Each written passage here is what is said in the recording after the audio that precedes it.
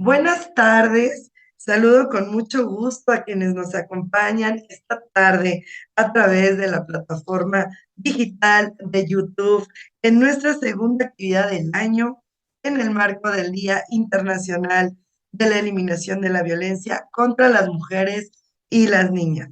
Y hoy de verdad que estoy de manteles largos, contentísima, feliz, me siento realmente muy honrada de que el día de hoy mi invitada súper especialísima, la doctora Patricia Cursain Villalobos, una mujer con una destacada trayectoria profesional, defensora de los derechos humanos y con quien esta tarde, este pedacito de tarde, compartiremos el tema, el empoderamiento de las mujeres en el entorno actual.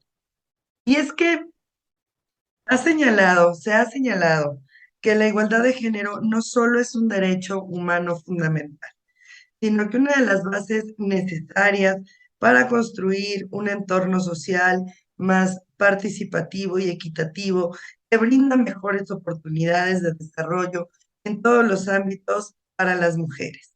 En las últimas décadas, sin duda, se han logrado grandes avances para alcanzar esa igualdad de género.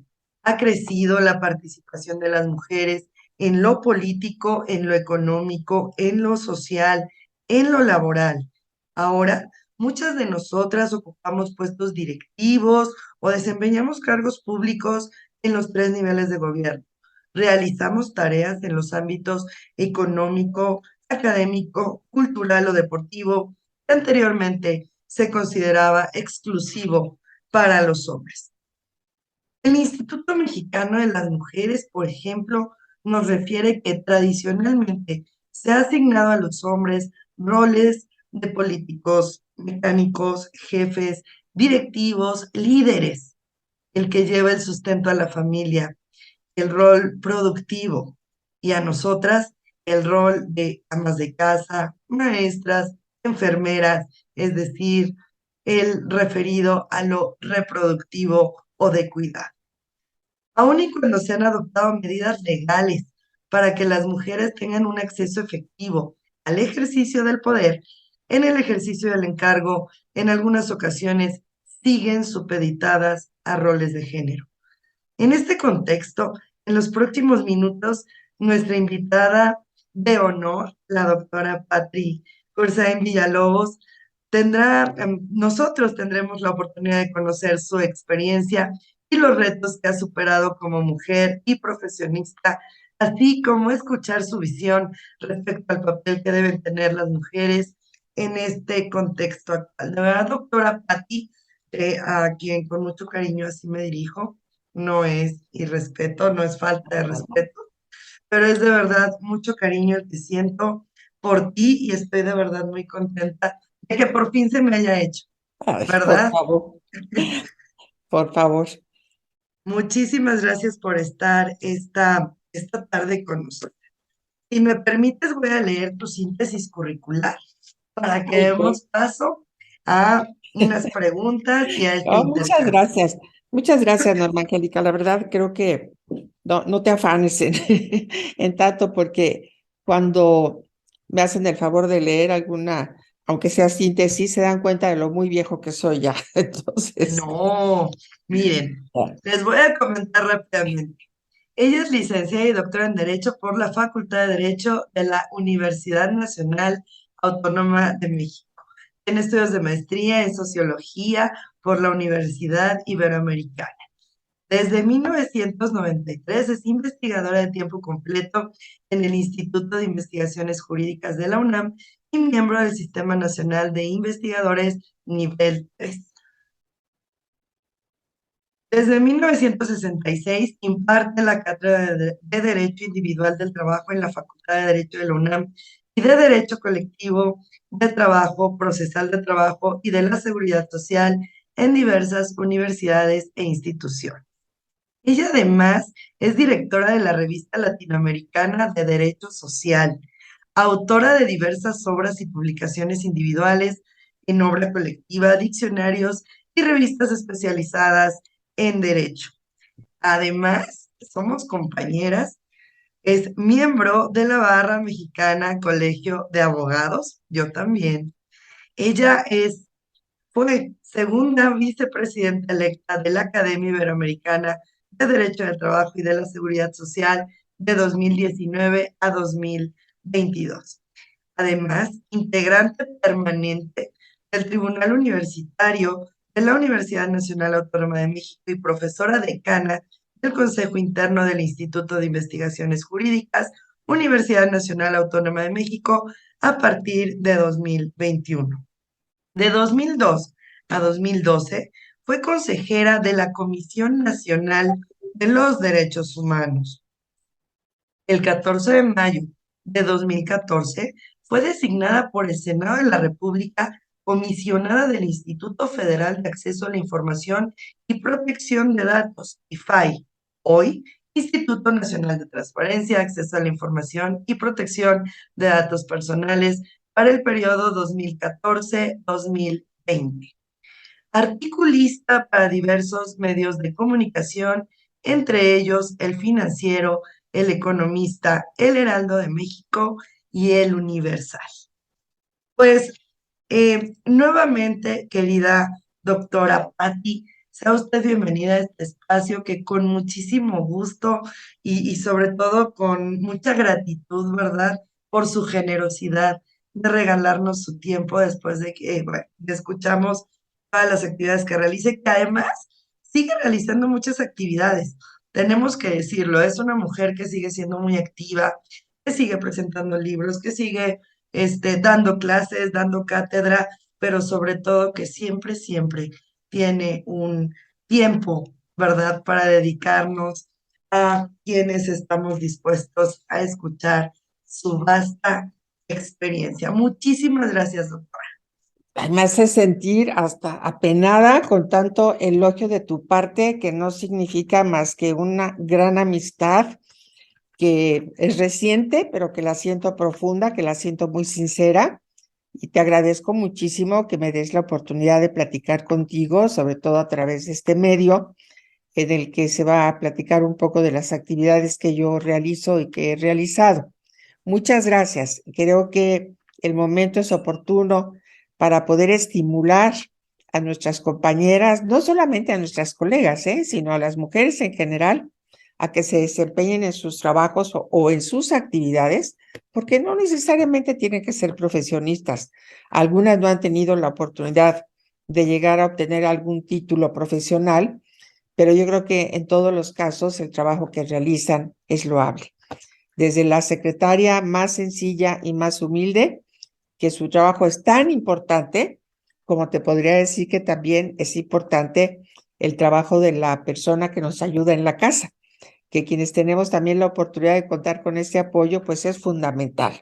Es fundamental porque si no, no podríamos definitivamente eh, combinar las responsabilidades laborales y familiares. Es complicado, sobre todo cuando tienes familias tan numerosas, que yo en mi caso estuve con 6 hijos, 4 que aportó mi esposo al matrimonio y dos más. Entonces, la verdad es que sí, digo, uno siente que el trabajo es muy pequeñito, pero ese trabajo pequeñito resulta ser de una importancia bárbara.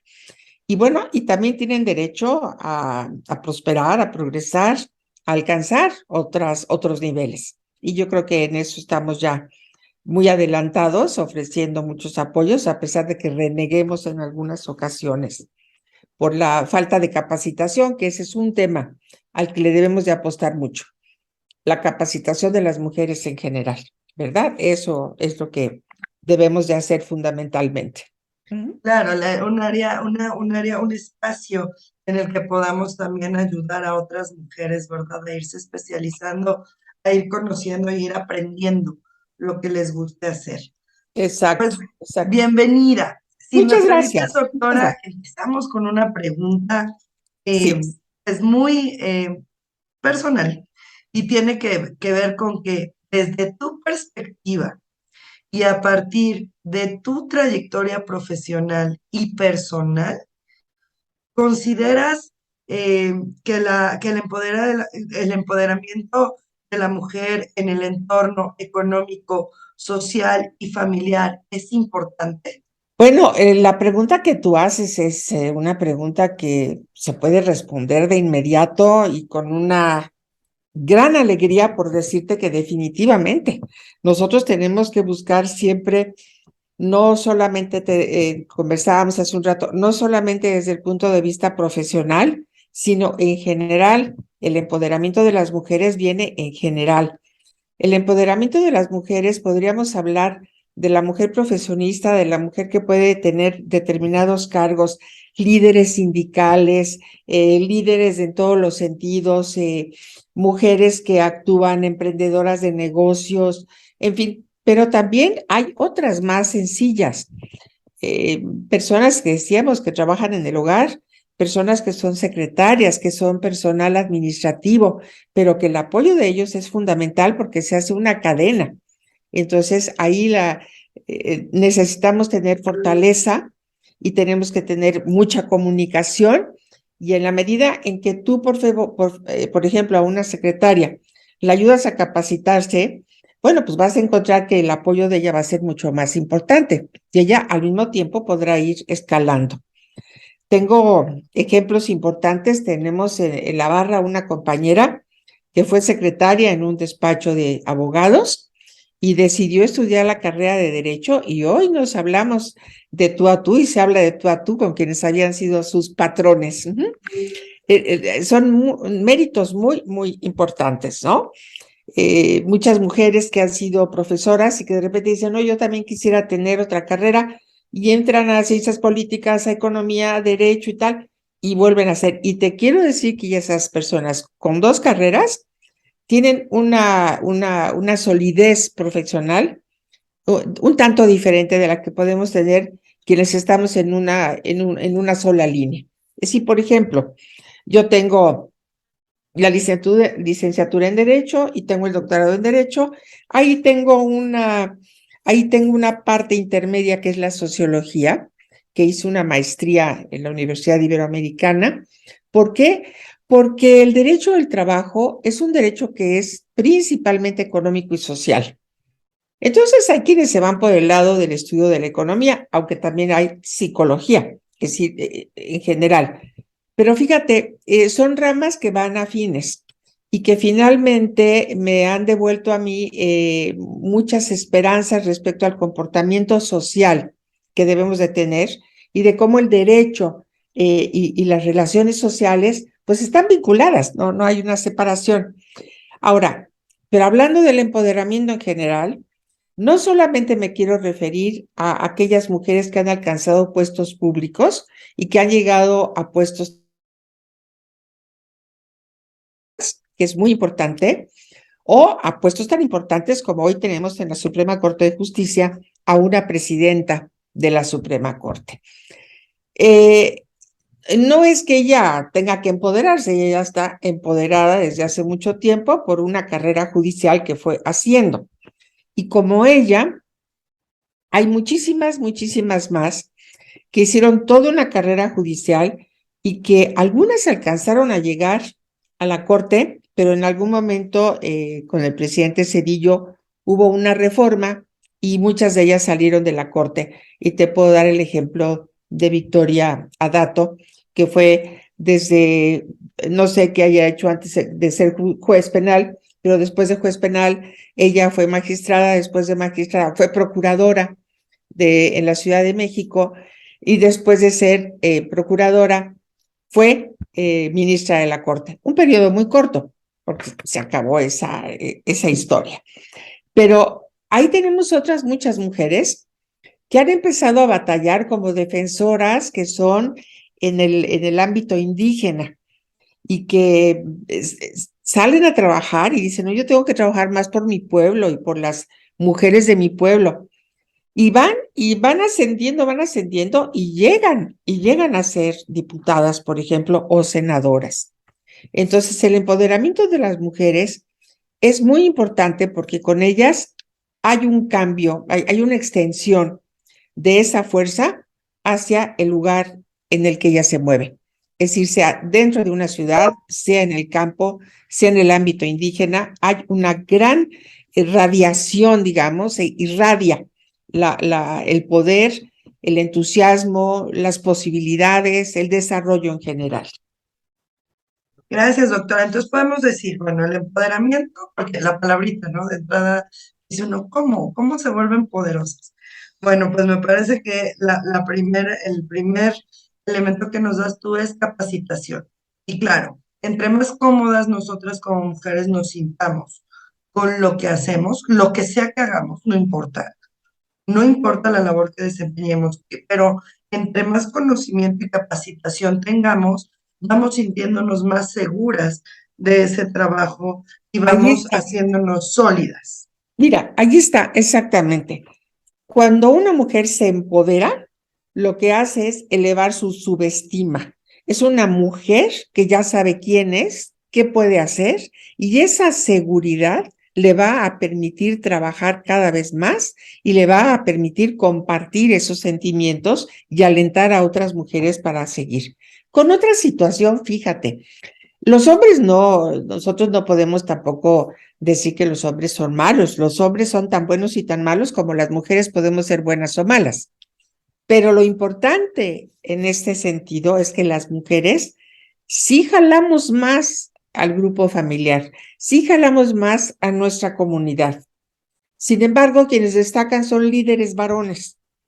Pero mira, te voy a dar un ejemplo muy sencillo que no tiene nada que ver con el empoderamiento, pero sí de la conducta de la mujer.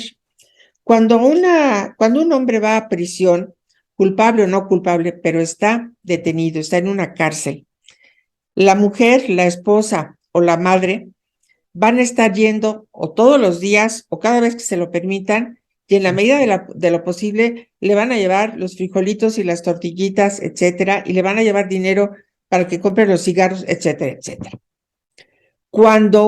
Y los hijos, por supuesto. Cuando una mujer desafortunadamente llega a la cárcel, la familia se compone solamente de su madre, de sus hermanas, a veces de sus hijos y sus hijas si ya tienen cierta edad, pero normalmente los señores las dejan. Ya no hay ese apego por parte del hombre. Entonces, muchas veces, inclusive cuando salen de la cárcel, pues ya el señor formó otra familia. En el otro sentido, la mujer sigue esperándolo. Esto te demuestra que la actitud de la mujer, que no deja de ser maternal siempre, lleva más hacia el nido, o sea, no hay remedio. Entonces, cuando la mujer se empodera, cuando la mujer se activa, es más fácil o hay más posibilidad de que esto lo produzca, lo prolongue, lo extienda hacia el círculo familiar, al círculo de vecinos, al círculo de los coterráneos y en su profesión misma. Muy bien, doctora. Sí, nosotras somos como que nos contagiamos. Sí. Caminamos juntas. Estamos Sí. acostumbradas a caminar de manera conjunta.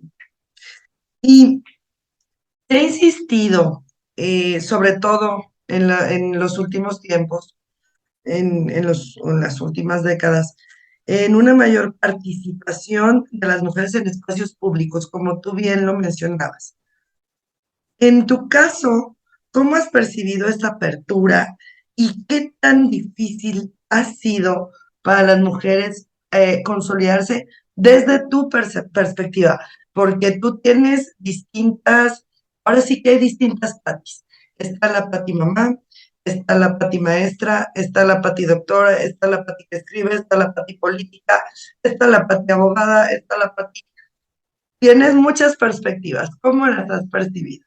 Sí, bueno, efectivamente, mira, yo lo que siento es que una mujer como yo he tenido una suerte increíble, la vida ha sido muy generosa conmigo y me ha permitido desempeñarme como profesionista con una madre que siempre me impulsó y que apoyaba y aplaudía todo lo que yo hacía.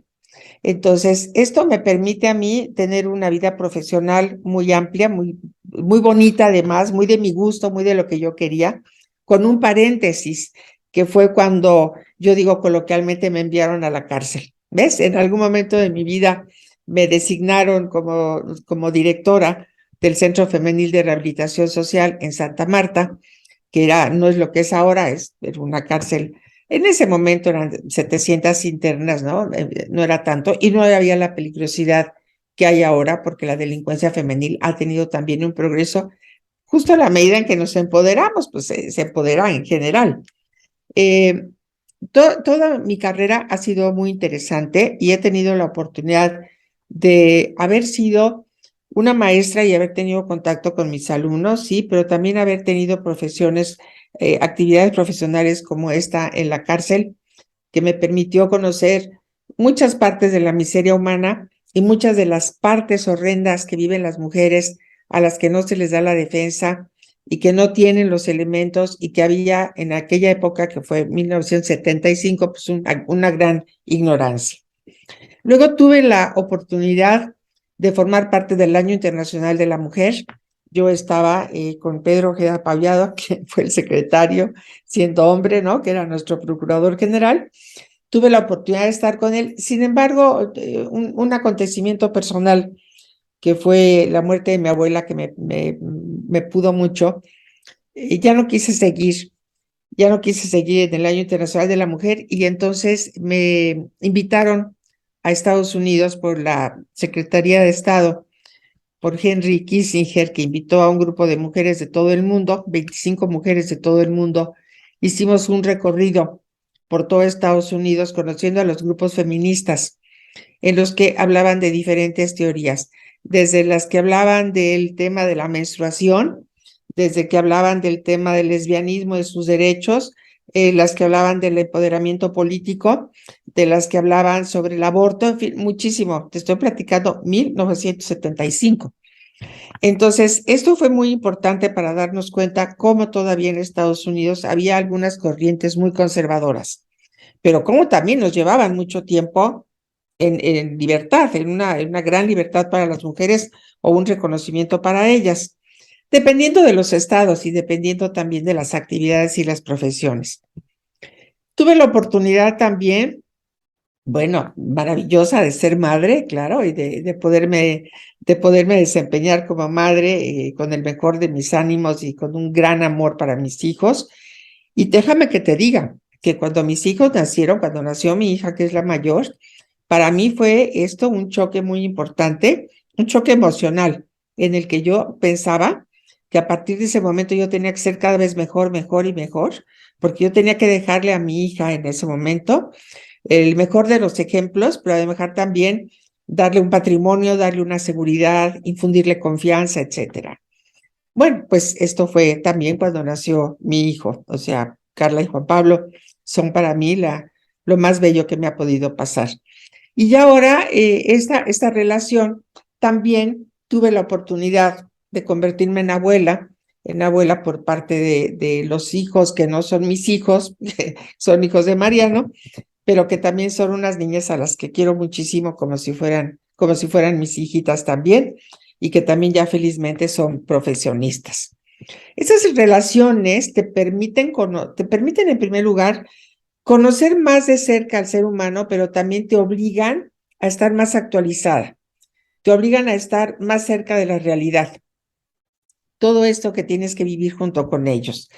Pero al mismo tiempo los alumnos con quienes te relacionas también, porque me decía un compañero con el que trabajo muchísimo en la universidad, me decía, pero Pati, te involucras mucho sentimentalmente, déjalo. No, no puedo, mira, yo creo que ayer ni comió bien, no, hay que darle tal, no, hay que apoyarlo. No, pobrecito, tiene que tomar un camión hasta Los Reyes, en el Estado de México, hay que buscarle que viva aquí cerca. ¿Me entiendes? Todo este tipo de cosas que era, sí, efectivamente un sentimiento como maternal, ¿no? ¿Qué van a hacer? O llevarlos, por ejemplo, cuando yo tenía una entrevista con algún alto funcionario, por decirte un secretario de Estado o un subsecretario, le decía que si me permitía que me acompañara uno de mis becarios y me decía, ¿por qué? Normalmente había buena relación. Yo le decía, porque quiero que aprendan a tratar a las personas que tienen una postura política o una condición de superioridad políticamente hablando. Quiero que pierdan el miedo, que sepan hablar, que sepan cómo se deben de comportar. Entonces, eso también lo hacía. Yo llevaba a mis alumnos a que conocieran determinadas instituciones, la primordial, que es mi consentida, mi estrella favorita, que es la Profedet. en donde yo los enseñaba, les decía cómo funcionaba, cómo estaba, y que se fueran realmente con la realidad de que el derecho del trabajo era y lo que se requería. Entonces, esa es una relación muy bonita y muchos de ellos ahora pues tienen algunas actividades importantes. Yo los veo que se desempeñan profesionalmente, algunos ya en los juzgados tribunales, otros, como te digo, en notarías o en otras funciones, inclusive políticas.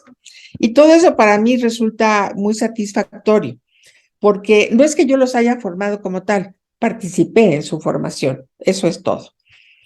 Y en la medida en que tú vas impulsando a la juventud, hombres y mujeres, y que curiosamente tengo muchas becarias, muchas alumnas mujeres que siguieron trabajando conmigo y que tienen ahorita, bueno, que fueron además mis apoyos importantes durante mis funciones en el INAI, que trabajé precioso con ellas porque con una gran responsabilidad y con un gran sentimiento de justicia para hacer las cosas verdaderamente con fidelidad y con honestidad.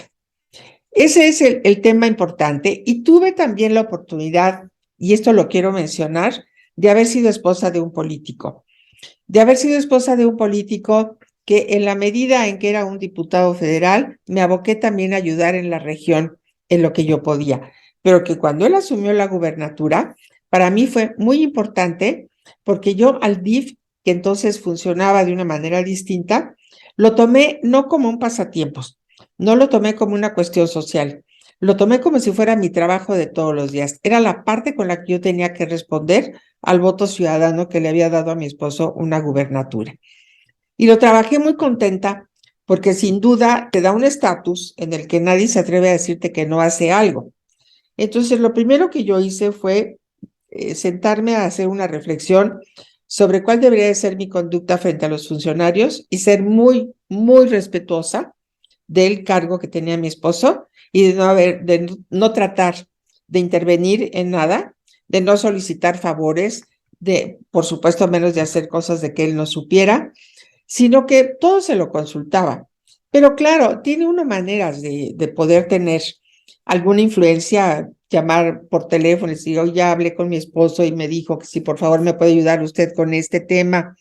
La persona que murió en el hospital y que no lo dejan sacar porque no paga la cuenta y están ahí reteniendo el cadáver, y etcétera, ¿no? Bueno, entonces la Procuraduría asistía. O también el que tú vas a visitar comunidades y le platicas también, hay aquí una comunidad en la que yo he percibido que hay una gran pobreza, les hace falta esto, quieren hacer esto, las mujeres son productivas, entonces ayudar. Y siempre fue principalmente la ayuda a las mujeres. Los molinos de Niztamal. Otros, se hicieron también otros beneficios de cacahuate en algunas otras zonas, ¿no? El apoyo para hacer una presa en la que la población estaba trabajando con sus propias manos y todo esto. Entonces, esta es otra faceta de mi vida que me marcó mucho y que fui de lo más feliz porque logramos ver muchos resultados, independientemente de lo tradicional, que son las casas de asistencia, los programas de adopciones, que también tengo ejemplos divinos, otro día te platico de esos, pero bueno, todo muy, muy bien. Entonces, sí me siento una mujer muy, muy satisfecha, me siento muy completa. Y bueno, mi pasión es la investigación. Ahora he estado, la verdad, he estado un poquito floja porque te mandan al tribunal universitario donde te quita pues un poquito de tiempo la lectura de expedientes y de casos, las conferencias, el consejo interno del instituto, que también tienes que analizar ahí muchas cosas. En fin, esto pues naturalmente ya te va, y la edad también vas perdiendo un poco de energía, eso también es cierto, pero la investigación y escribir es lo que a mí me ha apasionado. Desde luego que todo mi paso por la Comisión Nacional de los Derechos Humanos durante 10 años como consejera fue fundamental para darte cuenta de las atrocidades que no las quieres creer y que te las plantan en el ojo. En el tiempo en el INAI, muy, muy inconforme con la actividad de algunos de mis compañeros, de colegas, hago mal en decirlo, pero no lo puedo ocultar. Nunca satisfecha con la manera de trabajar de la mayoría.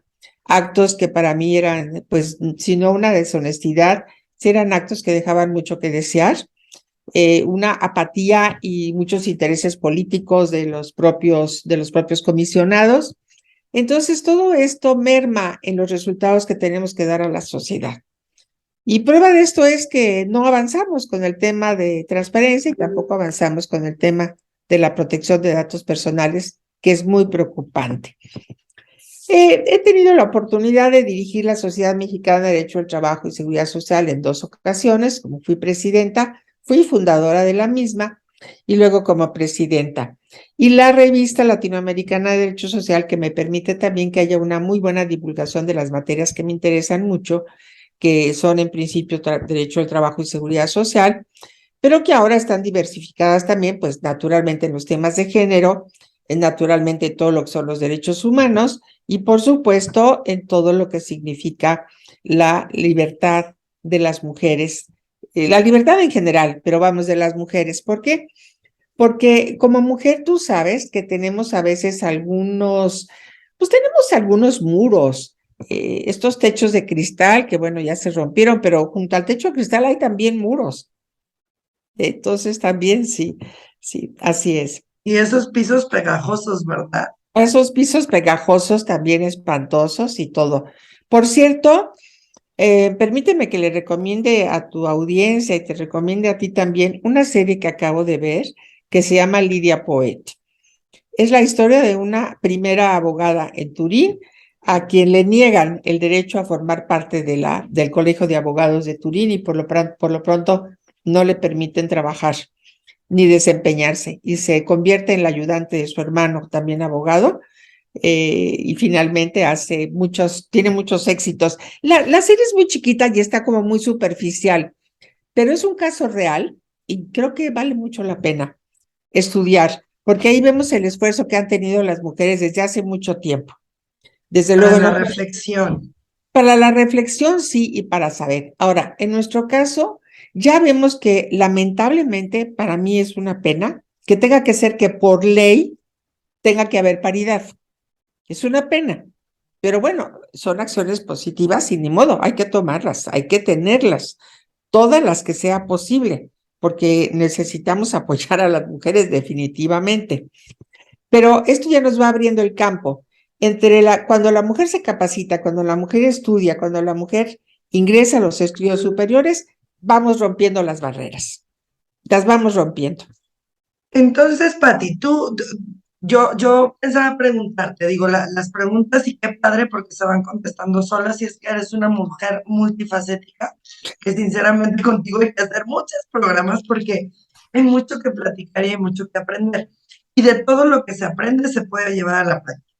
Y veníamos escuchándote con mucha atención y yo te iba a preguntar, ¿qué debemos impulsar para promover una mayor participación de las mujeres en la planificación y la toma de decisiones? Entonces ya hablamos, derechos humanos, o sea, podemos impulsar los derechos humanos, Claro, los derechos sociales, incluso los de transparencia y protección de datos personales, o por sea, supuesto. que viene un poco en esta proyección, en esta avanzada, pues, de los derechos también que va protegiendo a la mujer.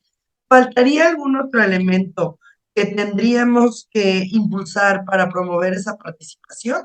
¿O crees que con esos tres elementos sería suficiente?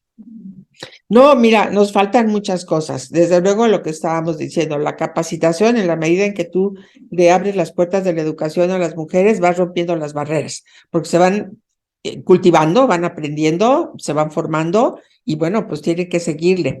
Y por eso vemos ahora que tenemos astronautas, físicas y de todo, vamos, que es una maravilla, que antes eran como que carreras que para las mujeres estaban como vetadas. Bueno, hubiera entendido que las matemáticas sí, porque son horribles, pero hay mujeres matemáticas que saben muchísimo, ¿no? Mira, hay otra cosa muy importante que ahorita está limitando el empoderamiento de las mujeres, es decir, no el empoderamiento en que se puedan empoderar y puedan actuar, sino un miedo terrible que nos está llegando a todas las mujeres por la violencia, aunque no estemos hablando del tema de la violencia, no podemos omitir el tema del feminicidio. No podemos omitir el tema de la trata de mujeres. Es inaudito que en este siglo sigamos en estas condiciones. Vamos, no puede ser. Entonces, ¿cuántas mujeres no se limitan para ir a trabajar? Porque tienen que tomar no sé cuántos transportes y entonces mejor toman un trabajo mucho más cercano de su casa en el que no tengan que arriesgarse porque tienen a su familia, porque tienen miedo. Ese miedo es también un miedo en el momento de llegar a trabajar, cuando sabes que puedes tener acoso, cuando te pueden acosar laboralmente, sexualmente. Yo no estoy de acuerdo con la definición que da la Ley Federal de Trabajo de acoso y hostigamiento. Para mí es exactamente lo mismo. Pero cuando hay un acoso o un hostigamiento, cuando hay un acoso sexual, una mujer que trabaja encuentra una barrera, porque aun cuando tenga la manera de defenderse, aun cuando tenga la manera de demandar, aunque tenga la manera de rescindir y le tengan que pagar una indemnización si consigue una resolución favorable, aún así la mujer ya perdió su trabajo, ya tiene que empezar en otro lado. Si a esto le agregas que lamentablemente pues hay una especie de listas negras en que los empleadores consultan, en las que los trabajadores o las trabajadoras que los demandan por X van a dar a esa lista y las consultan, bueno, pues entonces ahí tenemos unos muros que no son precisamente el techo de cristal. Y lo hemos visto con médicas residentes. Lo hemos visto con profesionistas en general. Y que pues el miedo se apodera y a veces muchas no tienen la forma de defenderse y que jurídicamente puedes tener una defensa, sí, pero la agresión física, la agresión social, mira, las mujeres hemos estado sometidas a una serie de discriminaciones y de ofensas. Yo te voy a dar un ejemplo. Muchas veces en las reuniones que te habrá pasado a ti y me pasó a mí muchas veces, en una reunión profesional y se presenta al doctor Pérez, al licenciado Jiménez, Patricia, el licenciado tal y tal. Entonces la mujer ni nos dan el título profesional ni tampoco el de señor o señora. O sea, es por el nombre. Y cuando así, y los que son un poquito de tu edad o mayores, se sienten con la libertad de hablarte de como si fueras una niña. Entonces, con los señores no pasa. Otra cosa, fíjate, cuando tú llegas a un determinado lugar profesional y estás trabajando profesionalmente, ¿cuántas veces no te habrán dicho, pásale, qué guapa, una mujer con tanta personalidad, mira qué bonitos ojos tiene, la licenciada, la doctora, la maestra, lo que tú quieras y pasa? Dime nosotras las mujeres, cuando estamos en una reunión profesional y le decimos, ay, miren, ahí viene un guapo, qué bonitos ojos tiene usted, pásele, por favor, qué traje tan bien puesto trae. Y a nosotras las mujeres, cuando queremos que nos digan, mira, fíjate en el talento que tiene esta mujer, fíjate en los sacrificios que ha hecho en su vida personal para poder llegar a tener un cierto puesto, una cierta capacidad. No, nada más nos ven lo malo.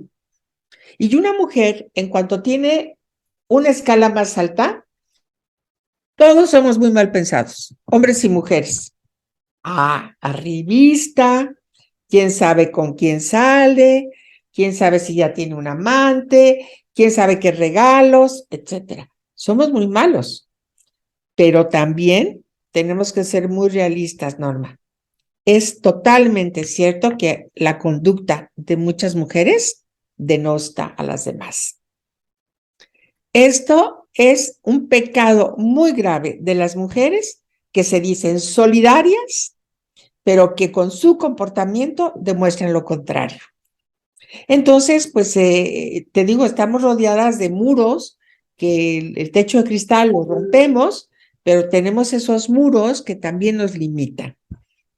Entonces, bueno, pues sí tenemos que hacer mucho trabajo, pero definitivamente en la medida en que las mujeres podemos trabajar más y que les abrimos las puertas a los demás, sin fijarte en que yo le voy a dar la oportunidad a una mujer, porque no me importa que el muchacho sea más preparado, yo a esta joven abogada la voy a ayudar.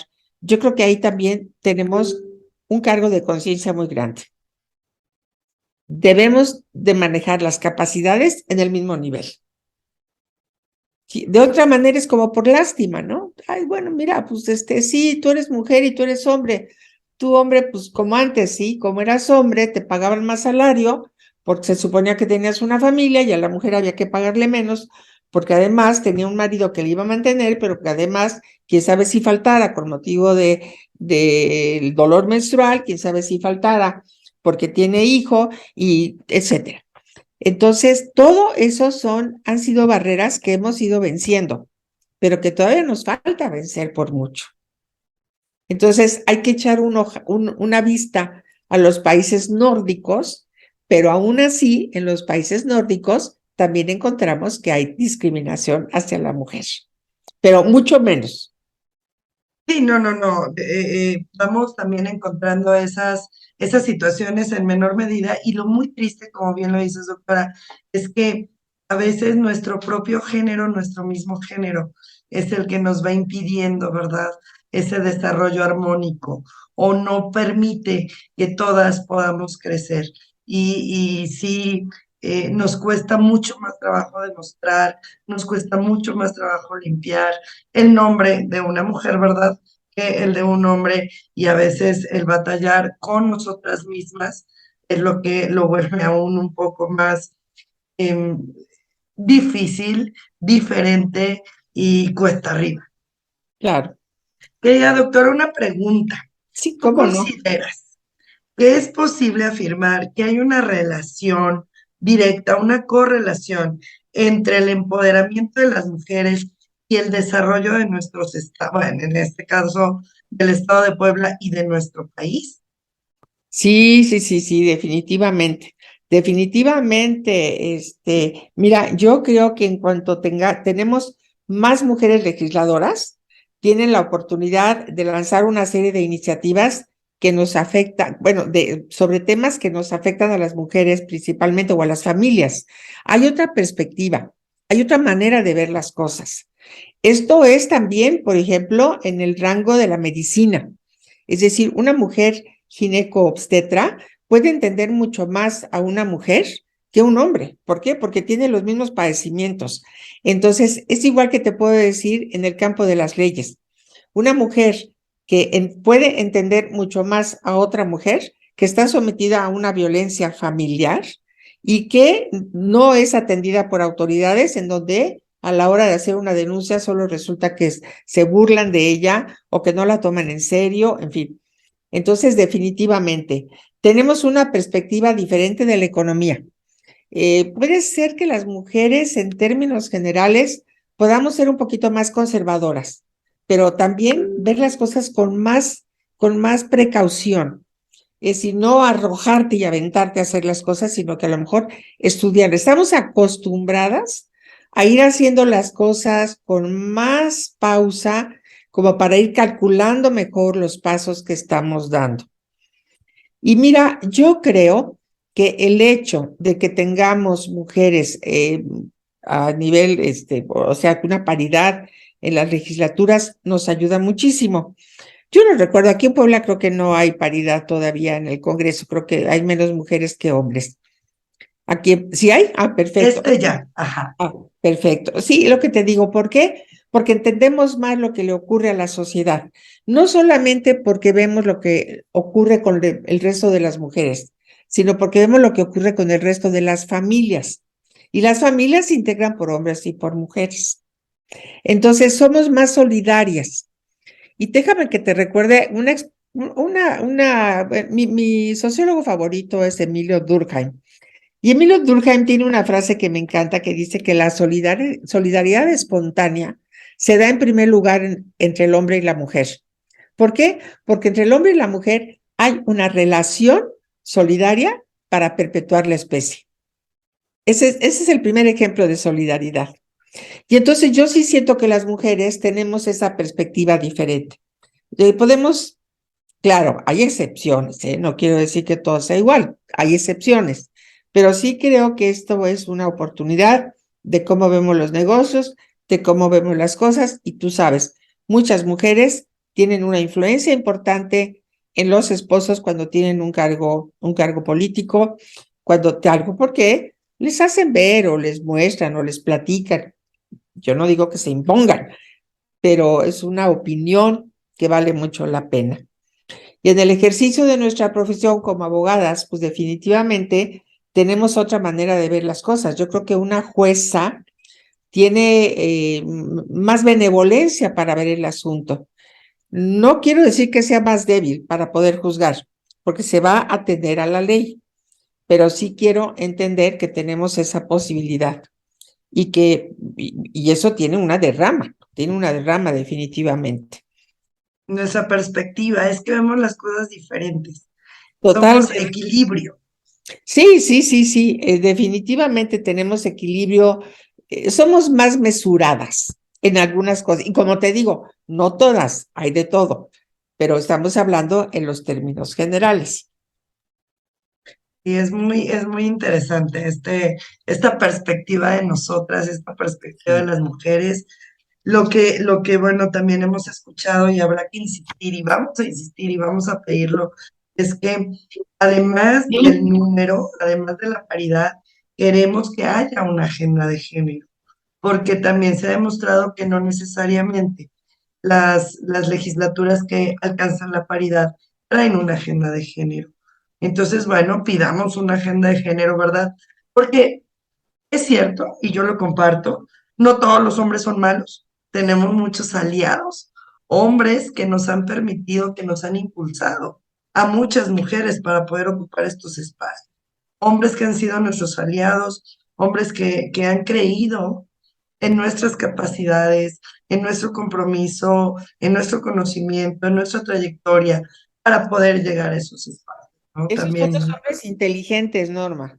Esos ¿sí son es de los hombres acuerdo? inteligentes, los que saben, los que entienden, los que comprenden. Entonces, definitivamente, un hombre que tiene hijas no puede limitarles a que estén metidas en su casa. Y de hecho, ha cambiado la mentalidad el hecho de que las hijas se impongan cuando quieren estudiar, cuando no se quieren ir a la vida matrimonial de inmediato o no quieren tener el novio que el papá les dice, etcétera. Todo eso que ya cambió. Por eso es tan, de veras, tan importante saber que las mujeres tenemos que crecer a sabiendas que somos libres.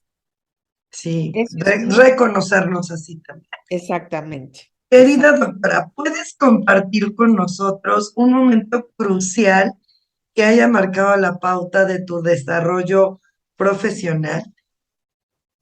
Ya Bueno, nos decías de tu mami, que fue un importante referente, apoyo. claro. Ajá. Sí. Mi mamá no tuvo una carrera profesional, pero una mujer muy trabajadora que logró hacer muchas cosas importantes y que fue un esfuerzo meramente personalísimo, empeñada en eso.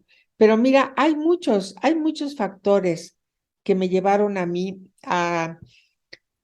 en primer lugar te decía, el haber estado en la cárcel, el haber visto la miseria de las mujeres que están ahí, es decir, mujeres poderosas como alguna que era una autoviuda de un muy importante periodista, pero otras verlas que estaban acusadas ahí por cuestiones familiares, las habían acusado, otras que no tenían nada de defensa, que había otras que eran aprovechadas por otros hombres para que se dedicaran al tráfico de droga, en fin, todo esto. Claro, eso es una cosa muy importante que me marcó entender que esas mujeres habían carecido de educación y que a pesar de que ellas tenían una cierta profesión, a sus hijos y a sus hijas no las querían ver involucradas en este tipo de asuntos. Eso es ahí como te das cuenta que son las circunstancias las que las llevaron a vivir una vida de delincuencia en los casos en que había realmente culpabilidad. El otro que me marcó a mí muy importante, casi no lo debería de platicar, pero es un tema en la universidad cuando me negaron la publicación de mi primer libro, porque el profesor que dio el dictamen simplemente dijo no. Y dijo no, yo sabía por qué, dijo no, porque no puso, siempre cuando haces un dictamen tienes que decir no es publicable la obra por A, B, C y D. Él simplemente tachó y dijo no.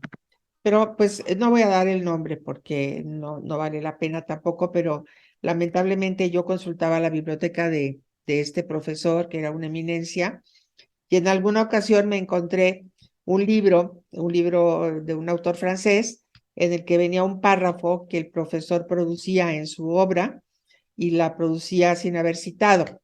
Entonces tuve la osadía de comentarle y decirle, oiga, acabo de encontrar este párrafo que usted tiene en su libro.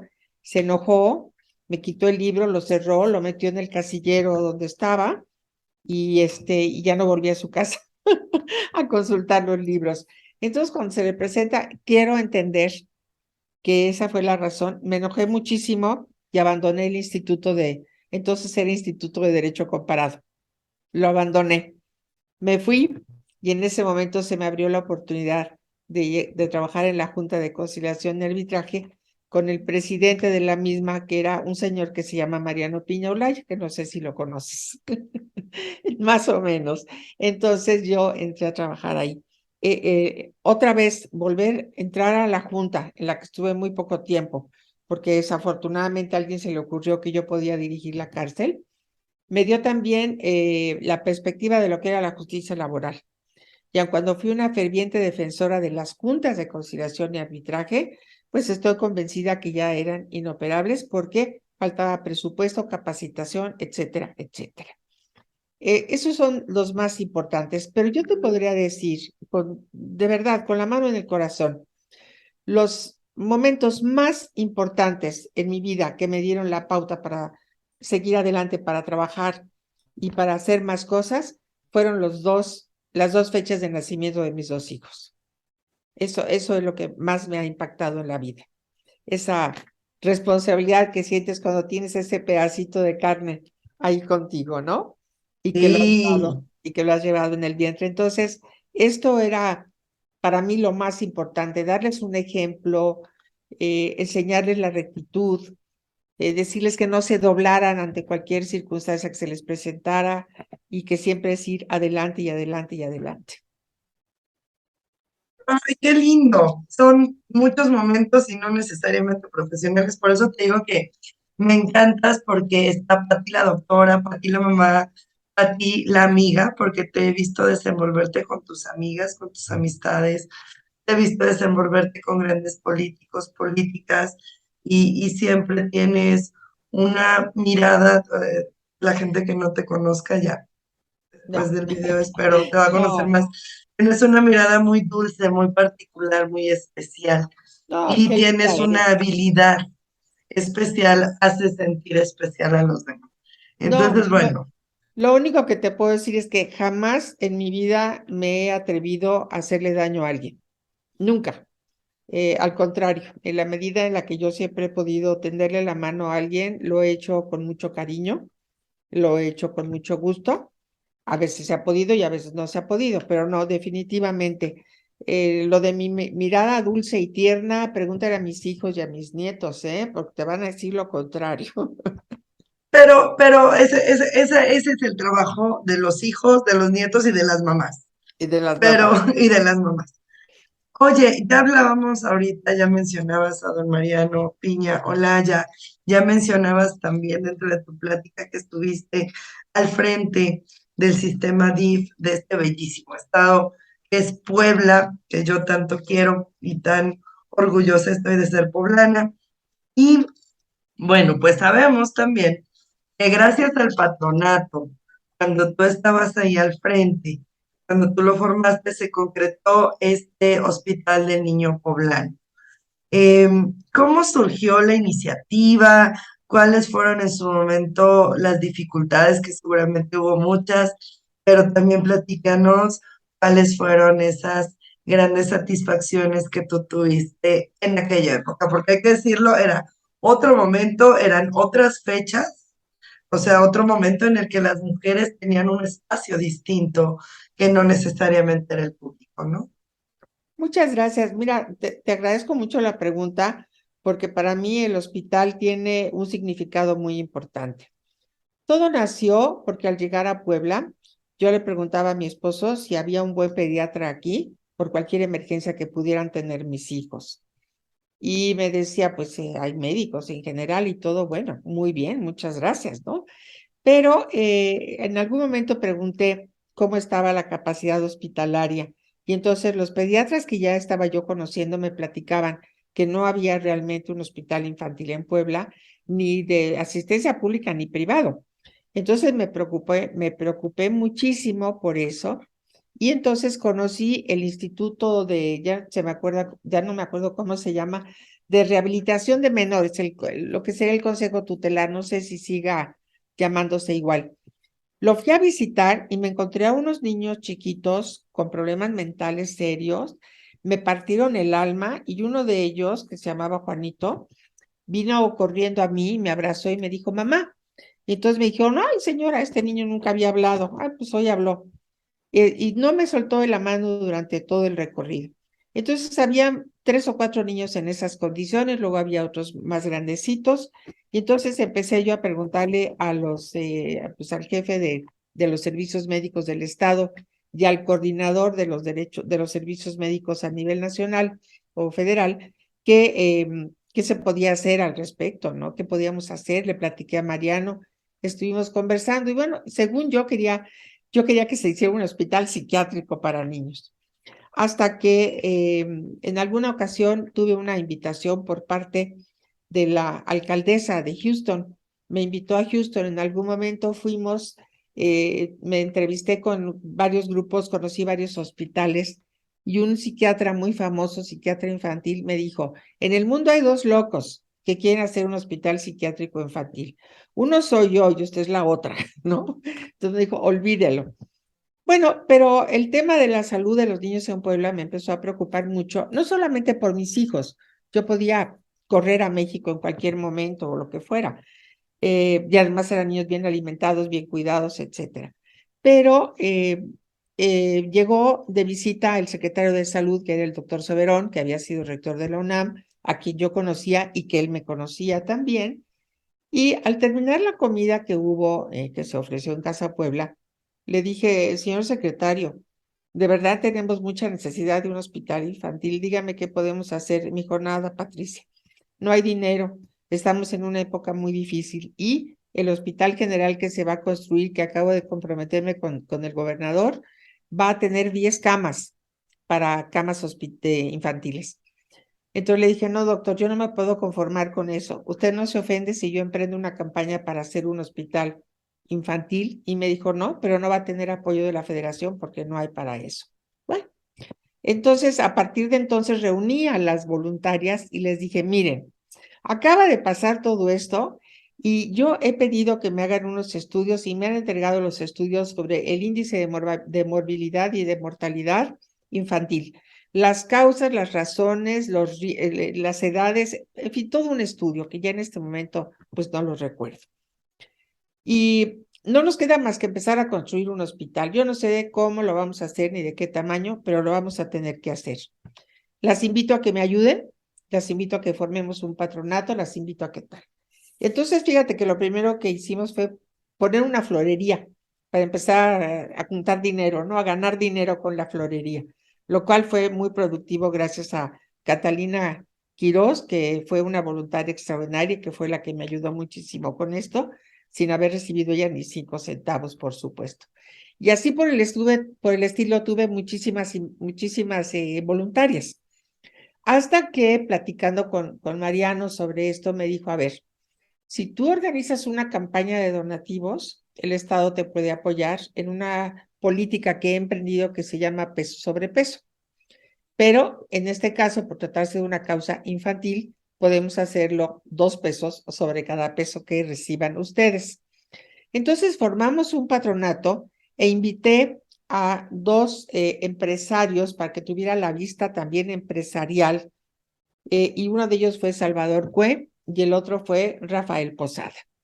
Entonces, con ellos formamos un patronato, invitamos a otras personas e invitamos al director de los servicios médicos del ISSSTEP aquí en Puebla, al coordinador de los servicios médicos que venía de la Secretaría de Salud. Invité a una amiga mía que era psiquiatra y que me ayudaba ahí en el hospital, en el DIF.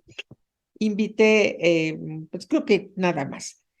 Y nos pusimos a trabajar y ellos hicieron un trabajo profesional, excepcional, en la que se hizo todo un planteamiento de cómo debe de hacerse una campaña de financiamiento, no nada más de ir a tocar, oye, ayúdame, dame tanto, sino todo, porque tú tienes que explicar las necesidades, los propósitos, y luego cuánto es lo que te va a costar, cómo vas a emplear lo que te den, y de cierta manera, ya sabes, las egotecas son egotecas, un poco también el reconocimiento a quienes tuvieran algún apoyo. Hubo quienes dijeron, no quiero que me reconozca nada, hubo quienes dijeron, sí, y quiero una placa muy grande, y otros dijeron una placa chiquita. Bueno, pero finalmente lo hicimos, trabajamos muy profesionalmente, ninguno de ellos obtuvo ningún beneficio en lo personal, se contrató a una compañía después de haber estudiado a dos más, no fue un contrato por adjudicación, primero. Segundo, te quiero platicar que yo visité hospitales en Houston, inclusive visité hospitales en Alemania y visité hospitales en Polonia, que me invitó el embajador de México en Polonia a que conociera lo más nuevo que tenían de hospital para niños en Polonia. Y entonces en Chicago también, porque en Chicago había un médico poblano que tenía un puesto muy importante en un hospital infantil en Chicago, y él fue de apellido de la Concha, fue muy atento conmigo y me enseñó los hospitales y cómo funcionaban y todo. Con todo esto, me allegué también de la asesoría de grandes médicos, como fue el doctor Subirán, fundador del Instituto Nacional de Nutrición, con quien yo compartía, que fue un honor, compartía en el patronato del Nacional Montepiedad, porque también fui miembro patrono del mismo. Entonces, yo me acuerdo que el doctor Subirán, que era una persona ya mayor, me dijo, mire, Patricia, cuando usted va a hacer algo, lo tiene que hacer bien, si no, no lo haga. Así es que se me quedaron las palabras, grabadas las palabras de este maestro que era un sabio, y él vino a Puebla a ver en dónde iba a estar el hospital, cuáles eran los terrenos, cómo estaba todo, y me animó muchísimo, y con el patronato trabajamos muy bien, muy profesionalmente, y conseguimos el apoyo principalmente de poblanos, porque visitamos algunos personajes a nivel nacional que no quisieron ayudarnos, por las razones que tú quieras. Cuando termina el sexenio de Miguel de la Madrid y se va el doctor Soberón, viene con el presidente Salinas, viene el secretario Cumate. El doctor Cumate era muy reconocido y fíjate qué maravilla, era pediatra. Entonces también pues la visión de la pediatría y todo, ¿no? Se emocionó y tuvimos algunos apoyos. Y luego, casualmente, el director de la Facultad de Medicina de la UNAM era un amigo mío de la infancia. Entonces, cuando yo le hablé para decirle que si nos podían ayudar con el tema de los residentes, vino, visitó la obra que ya estaba edificándose, vio cuáles eran los programas, vio cómo estaba todo, me dijo, pero por supuesto que nosotros te ayudamos con un convenio para que vengan residentes. Un hospital sin residentes no funciona. Entonces, fíjate que tuvimos todas una serie de circunstancias que nos apoyaron, que fueron un apoyo fundamental para que esto para que esto resultara. Pero además, fíjate, Mariano me dio muchos consejos y me dijo, cuando tú haces algo, lo tienes que hacer en grande. Por eso, no quiero que me presentes un proyecto con un pastillito de hospital todo oscuro. Quiero pasillos amplios, que haya luz, que haya, no sé, muchas cosas, y que el día de mañana ese hospital pueda crecer. Y mira, esto lo tengo en la mente grabado, y por eso cuando el gobernador Moreno Valle hizo esta obra para hacer este crecimiento del hospital, muchos me decían, oye, ¿qué te parece que están tirando? No, no, no, a mí me parece estupendo. Esa es la idea, que una institución pueda crecer, no solo que se sostenga y al rato la veas ahí toda triste y abandonada, sino que crezca.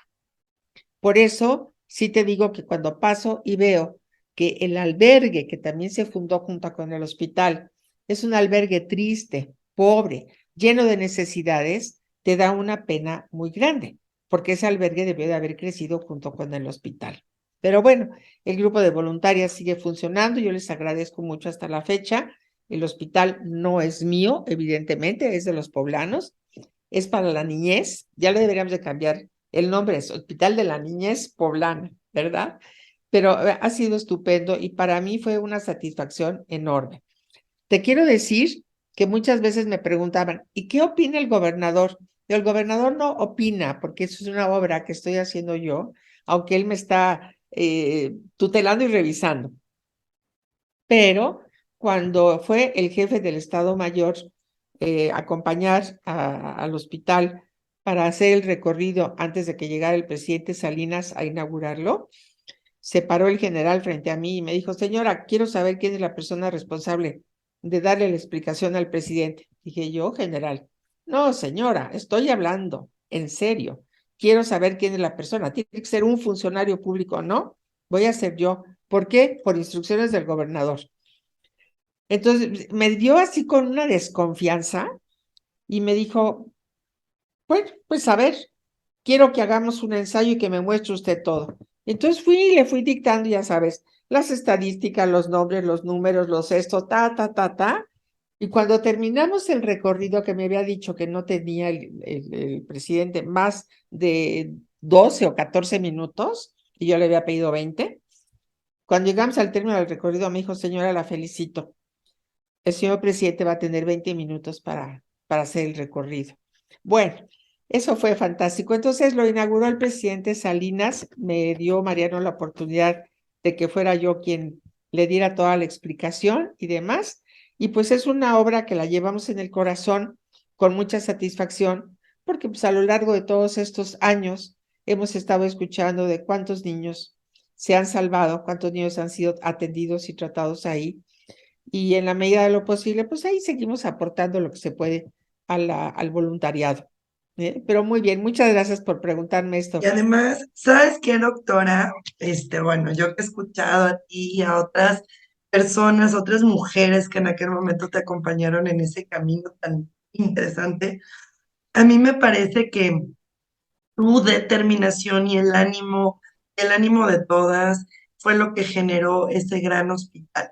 Porque además, hay que decirlo también, se volvió ejemplo para otros estados del Sí, país, no sí, solamente en su forma, pues, sino también en la parte operativa, sino también en la parte del funcionamiento. O sea, cómo se opera ese hospital, cómo se vuelve autosustentable o podría ser autosustentable un hospital. Y por supuesto que sí, bueno, quienes hemos tenido la posibilidad de verlo, ¿verdad? Porque tan solo desde afuera, ¿verdad? Es impactante, era impactante y ahora lo sigue siendo, pero sobre todo todas esas historias que hemos escuchado de muchos niños, muchas niñas, ¿verdad? Que siguen pasando por ahí, que afortunadamente tienen una posibilidad de acceder al sistema de salud, porque también hay que decirlo, no es fácil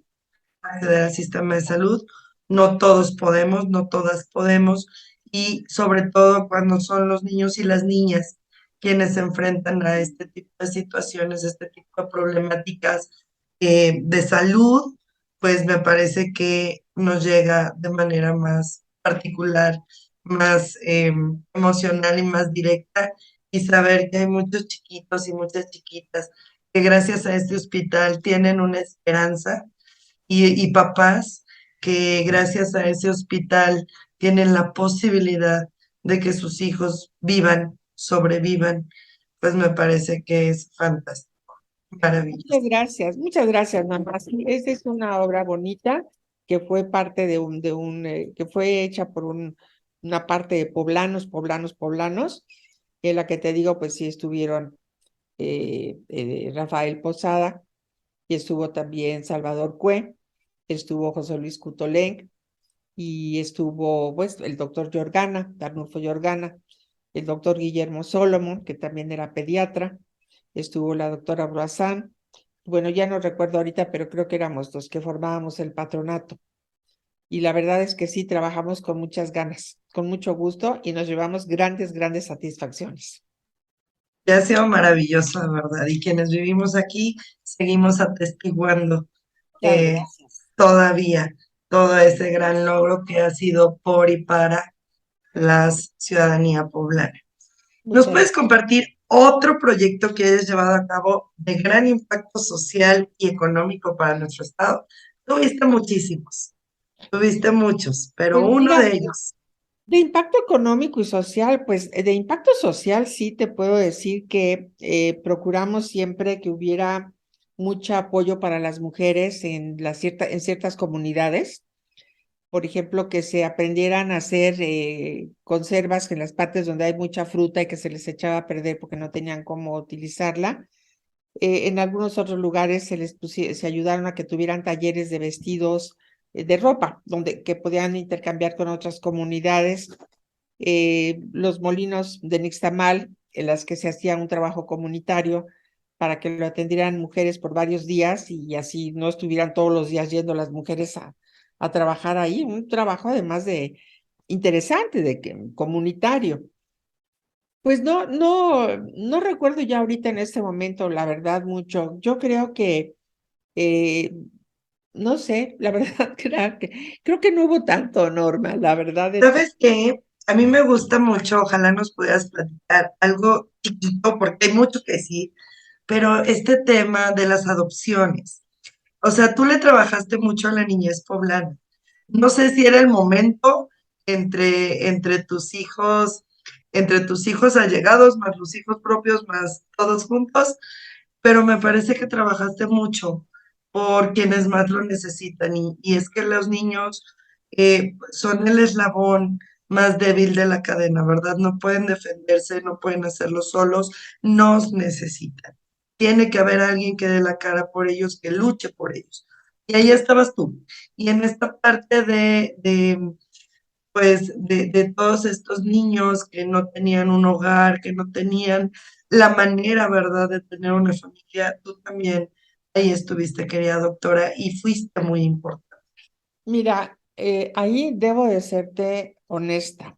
Me llamó mucho la atención que en el Código Civil de Puebla la edad mínima para casarse de las mujeres era de 10 años, creo, y los hombres de 12. Entonces un día le platicaba yo a Mariano, le digo, Mariano, es que usted no puede ser así, etcétera. Entonces le dije, ¿por qué no mandas una iniciativa y por qué no aumentan la edad? Y me dijo, mira, ¿por qué no platicas con el profesor Cajica? Platica con él. Y entonces yo platiqué con él y le dije, oiga, ¿cómo ve usted que se aumente la edad? Y no me dijo, no, señora, eso es una locura. Le dije, ¿pero por qué? Me dijo, usted va, una niña de 10 años que se la raptan y ya se la van a dejar ahí. ¿Y qué? Ya no obliga usted a que se case el fulano con ella? ¿Qué va a hacer esa criatura? Le dije, no, perdóneme.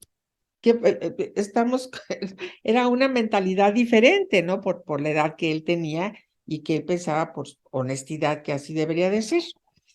Bueno, pero Mariano finalmente mandó la iniciativa y se modificaron las edades. Y el otro tema que era haberme dado cuenta que muchas personas abandonaban a los niños, los dejaban y nunca más volvían, jamás volvían. O sea, abandonados en la calle, encontramos al niño en la calle, buscabas a los padres, nada. Y muchas veces el bebé estaba ahí entre la basura, por ejemplo. Rescataron a una niña o a un niño en una cajita de zapatos en la basura en San Martín Texmelucan, por ejemplo. Entonces eran cosas que te partían el corazón. Yo digo, una persona que se atreve a dejar a un bebé tirado en la calle, casi recién nacido, no, digo, ¿para qué te estás esperando más tiempo para que se le quite la patria potestad? Ni la va a querer. Entonces, estos niños que son abandonados en la vía pública, así a las 24 horas, por favor, pierden la patria potestad. A lo mejor es una medida muy drástica, pero bueno, no sé si se modificó el código, yo creo que no. La otra fue los niños que son abandonados, porque llegaban las señoras a los hospitales públicos, daban un nombre, una dirección, que todo era falso, daban a luz y cuando iban a traer al bebé, la señora ya se había fugado, ya no estaba en el hospital. Entonces ahí venía el tema del DIF, ahí nos entregaban al niño, buscábamos la dirección, buscábamos a la madre y no los encontrábamos. Entonces decías, bueno, ¿qué podemos hacer con estas criaturas?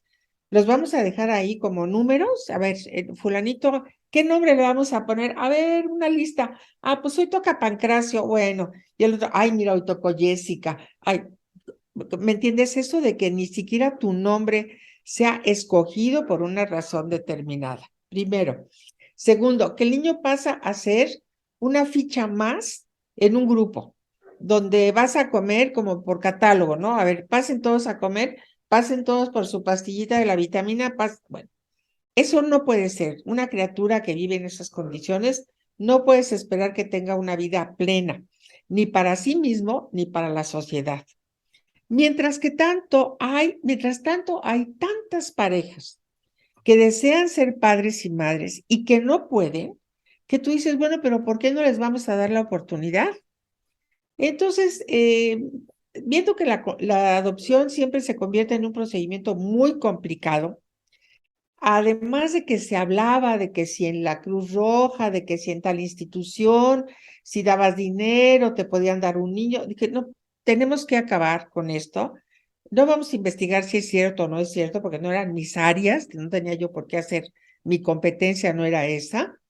Lo que tengo que hacer es buscarles una casa a estos niños. Y entonces, un hogar.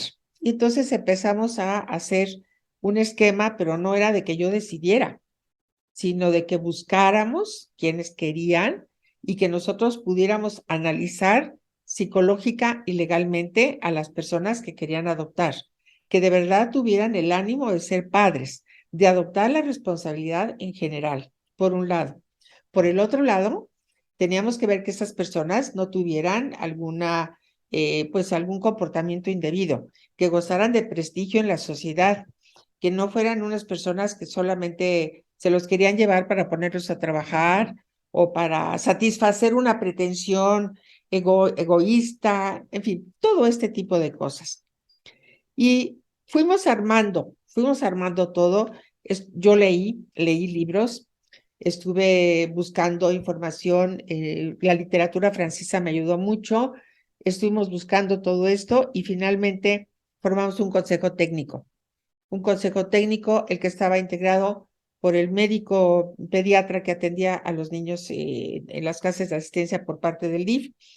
Estuvimos integrándolo con psicóloga, con la psiquiatra, con trabajadora social, con una persona que estaba dedicada exclusivamente en visitar las casas de asistencia y ver qué necesidades tenían.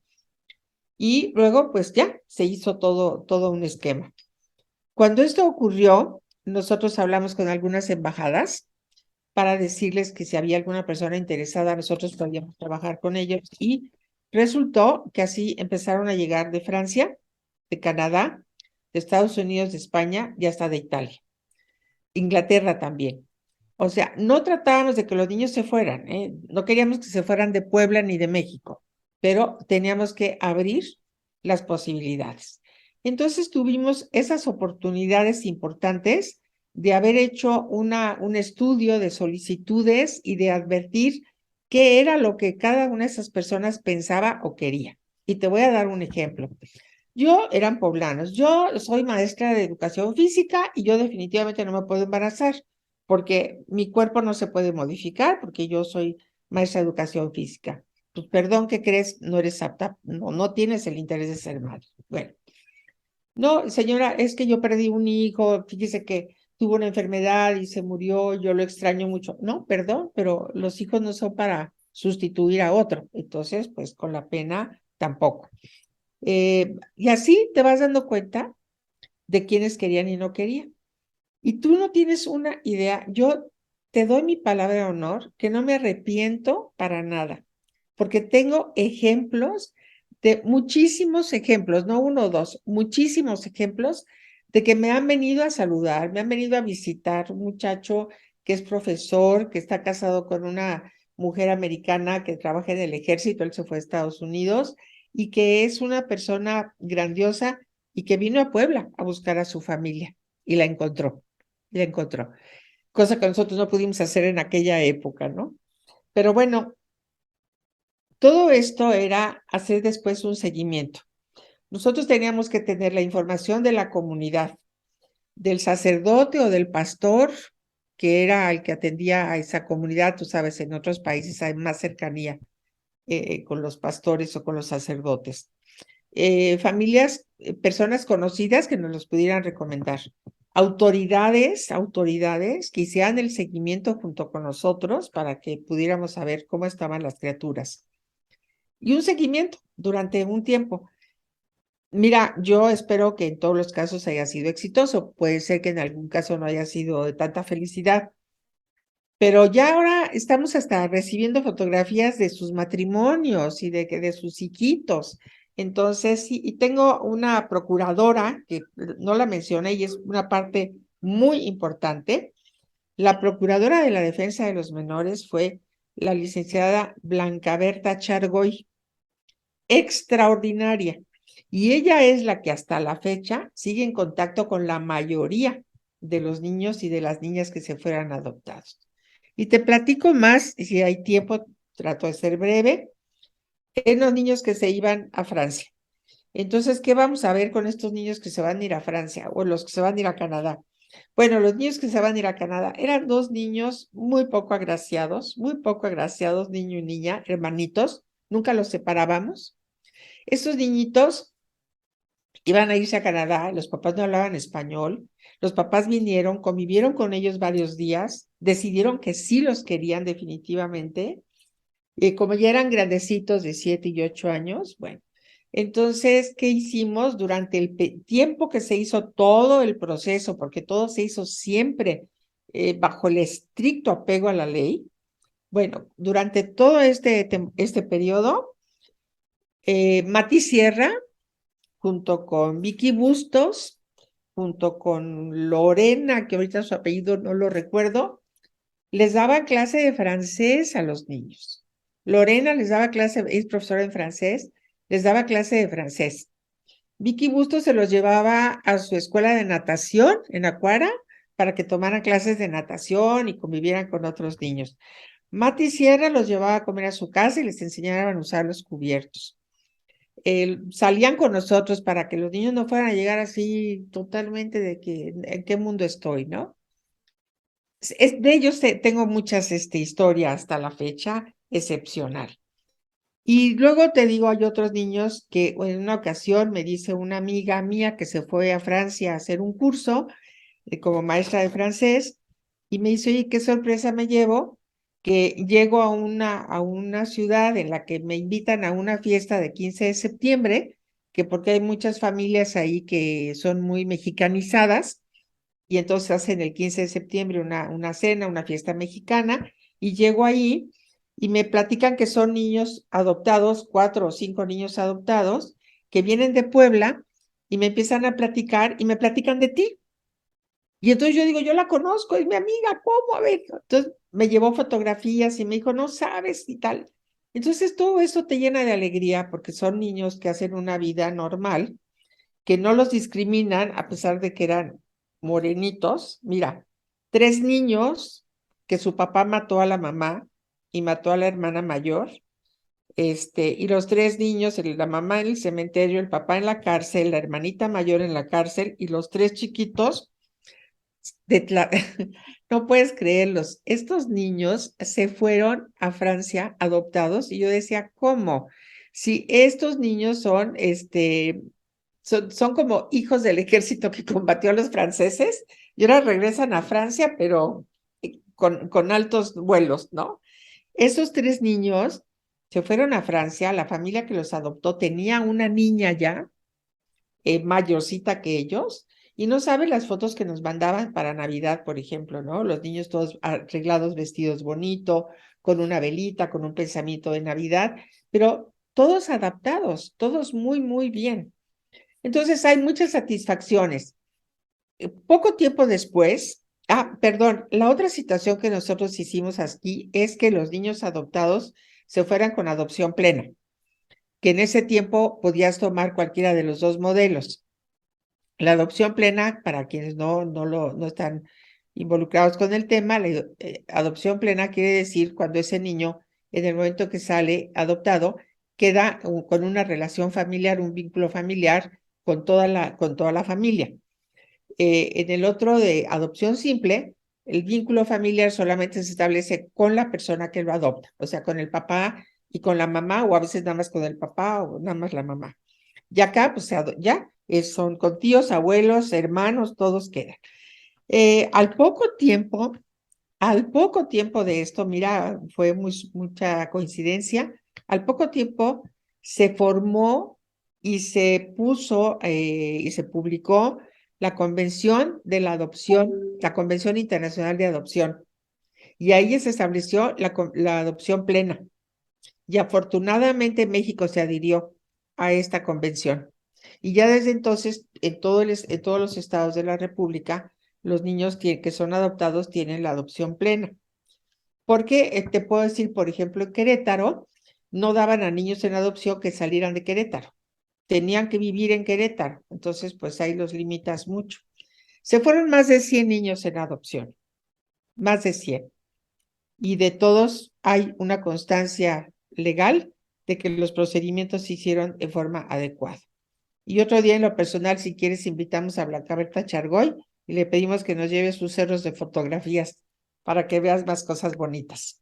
Ay, sí, porque además me parece a mí que al margen de todo lo que hemos platicado, todo lo que hemos estado tocando a lo largo de esta charla, de esta plática, pues, en donde ha sido difícil, pues sí ha habido violencia, hablamos incluso que las mujeres tenemos miedo por la trata de blancas, tenemos miedo porque los feminicidios, tenemos miedo por la violencia familiar que se recrudeció tanto durante la pandemia y encontramos también historias de mucho éxito, de mucha alegría y de mucho lo que evidencia el compromiso, perdón, de servidoras y funcionarias como tú, ¿verdad? No, muchas Que, bueno, gracias. pues van trabajando y van tejiendo. Fíjate, Angélica, no quisiera terminar sin platicarte la solidaridad también de los alemanes, de la empresa de Sí, la Fiat, claro, de Volkswagen. porque Volkswagen, aparte que dio un donativo muy importante, la esposa del director, que en ese entonces era Josefi, formó y fundó la Casa del Sol, que hasta la fecha funciona y que funciona maravillosamente bien, a la que vienen niñas, bueno, jovencitas alemanas a hacer servicio social ahí. Esto es, fíjate cuántos años tiene ya de funcionar y es una casa cuna que tanto se necesitaba en ese momento. Siento mucho que a las monjas que nos atendían, las monjas de San José, ¿cómo se es? De Yermo y Parres, las hayan corrido de donde estaban.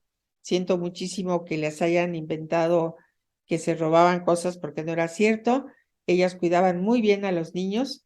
Rafael Posada hizo como presidente del Instituto de Asistencia Poblano, hizo unas instalaciones maravillosas que construyó atrás del hospital precisamente, en las que tenían, todo estaba perfectamente organizado en casitas de familiares, escuela, estudio, alberca, comedores, vamos, de maravilla. Y sin embargo, pues los gobernantes a veces piensan de otra manera y desbaratan lo que ya se hizo y hacen un cambiadero de cosas, le juegan al ajedrez y pierden. Y bueno, pues aquí perdió la sociedad poblana en ese sentido. Lamentablemente así fue, pero pues ahí ya ni para qué decimos más, así ocurrió. ¿Eh?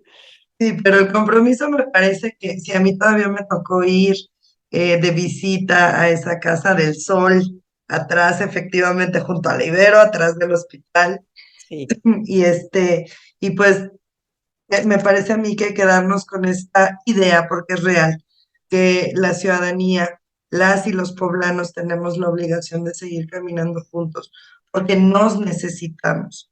así es. Eso es evidente Sí, y pues sí. tenemos que hacer. Y eso es lo que tú podrías llamar un proyecto social también, la atención a la infancia, la atención a la niñez. Eso es fundamental en todos los sentidos. Por eso también tenemos que atender a la niñez, no solamente a la que está desvalida y que no tiene familia, sino también a la niñez en general, cuidando la moralidad, cuidando la honestidad, porque hoy en día tú te encuentras, por ejemplo, cosas que son perversas, como un periódico que aparece el cuerpo de una mujer muy bella, semidesnudo, y junto está el cadáver de un señor ensangrentado, y ponen las dos juntas, porque eso además de ser amarillismo, es una inmoralidad. Entonces, si nosotros cuidamos, y esto tiene que ser para todo México y mundial, el tema de la pornografía infantil, por ejemplo, que es tan grave, si nosotros les damos a los niños otro tipo de educación, si nosotros les damos diversiones sanas, si nosotros controlamos a los chiquitos que no estén con las redes sociales y demás, tenemos que hacer cada uno nuestra parte, ¿no? Y eso es también cuidar a la niñez, o sea, no solamente es la niñez que está desvalida, la niñez que no tiene recursos, no, hay que cuidarla en general. Y bueno, y ojalá que el tema de las adopciones siguiera para que los niños puedan tener, no sabes qué emociones tan más grandes pudimos tener en aquella época. Siempre invitábamos a algún testigo social. A veces era el propio arzobispo que un día me dijo, oiga, yo quiero ir, y mucha gente de la sociedad que quería ir y todos salían llorando. Todas ceremonias muy bonitas. Y seguramente que ellos también desde donde están agradecen haber sido parte de sus programas, ¿verdad? Que a final de cuentas redundaron no solamente en un programa, sino en una vida exitosa, en una vida plena, en una vida feliz.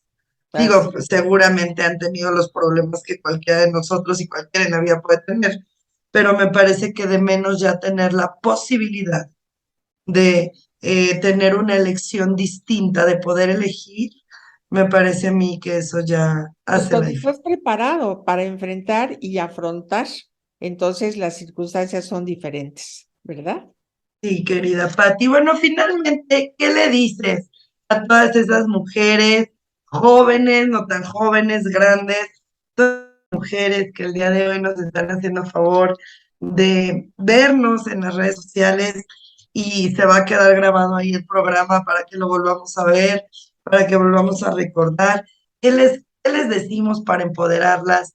¿Qué les decimos para, para que sigan adelante? Yo les diría a las niñas y a las jóvenes de todas las edades que estudien lo más que puedan, que estudien sobre todo lo que les gusta, bueno, lo que es obligatorio, obligatorio, y lo que les gusta, lo estudien y lo estudien porque seguramente el día de mañana van a tener la oportunidad de trabajar en actividades que les satisfagan. Y cuando tú trabajas en algo que te gusta, pues eres mucho más efectiva, mucho más productiva y mucho más feliz, todo. Y hablo de productividad no solamente económica, sino también de una productividad cultural. Yo les diría a estas mujeres y mujercitas que no se dejen vencer, no se dejen vencer ante cualquier adversidad que se presente. Siempre hay manera de salir adelante, siempre. Que sepan escuchar, que sepan escuchar orientaciones, que siempre recurran a su familia para que puedan tener información adecuada y el apoyo necesario. Que tengan mucho cuidado porque vivimos en una época muy, muy difícil, pero que sus sueños pueden ser siempre realidad. Y sobre todo, que no admitan la violencia en ellas por parte de nadie.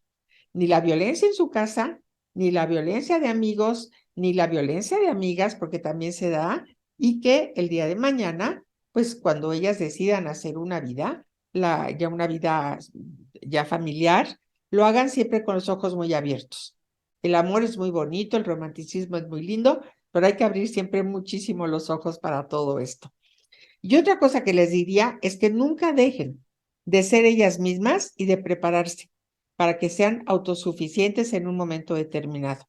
El hecho de ser autosuficiente te da una seguridad, que no tengas que depender de que alguien te tiene que dar algo para sobrevivir, de que tú en un momento determinado puedes sacar a tus hijos adelante. Eso es muy importante.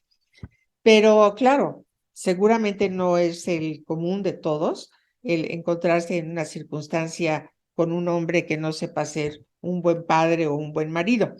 Pero sí les puedo decir que la vida ha dejado personas en algún momento desamparadas por enfermedad, por discapacidad, inclusive hasta por la muerte, ¿no? No se lo deseo a nadie, por supuesto, pero nada mejor que estar preparados. Y en la medida en que te preparas más, tienes más oportunidad de conversar y de entender con tus hijos y tus hijas. Tienes más oportunidad de orientarlos. Y además también de orientar a tu marido, de estar con tu marido, de poder hacer una familia mucho más unida en general. Yo creo que las mujeres debemos estar trabajando también siempre fuera de casa, en la medida en que cada una de las familias se organice como mejor les convenga, pues esa es una gran libertad que tenemos. Y bueno, pues yo les podría decir que con todo eso se asegura una parte importante de felicidad en la vida. Ay, querida Pati, la verdad que se ha pasado rapidísimo el tiempo. Sí, ya creo que nos excedimos, ¿no? Pues sí, pero pues no, pero pues la verdad es que yo estoy muy agradecida contigo. Te agradezco mucho este tiempo que nos diste la posibilidad de escucharte, Al que nos contrario, diste la posibilidad de conocerte, porque muchas pues gracias. también usemos las tecnologías para conocernos y reconocernos, porque pues a final de cuentas, las mujeres que ahora estamos, las que han estado, y las que van a estar. Tenemos que irnos reconociendo en el camino. Y Claro, de verdad agradecerte nuevamente, infinitamente desde el fondo de mi corazón, y lo sabes, eh, esta oportunidad, y ya tendré, espero yo, la posibilidad de sentarme contigo para agradecértelo de manera personal. no, muchísimas gracias, pero me encantará que platiquemos, por supuesto. Me dará muchísimo gusto. Norma, y estoy a tus órdenes y bueno, pues mucho éxito por todo el trabajo que vas a tener. Muchas gracias, querida doctora. Te mando un beso enorme. Muchas Igualmente, gracias a gracias. todas y todos quienes nos acompañaron en nuestras redes sociales, en en este marco de eliminar cualquier tipo de violencia en contra de mujeres y niñas. Una mujer completamente destacada, una mujer valiosa, valiente, la doctora Patricia Corsaín Villalobos. Gracias, gracias por esta tarde. Al Muchísimas contrario, gracias. al contrario, muchísimas gracias, de verdad. Muchas gracias, Norma, te lo agradezco mucho, de verdad, es una oportunidad muy linda que me has dado. Me has hecho muy feliz. Mil Muchas gracias. gracias, doctora. Hasta luego. Hasta la próxima. Gracias.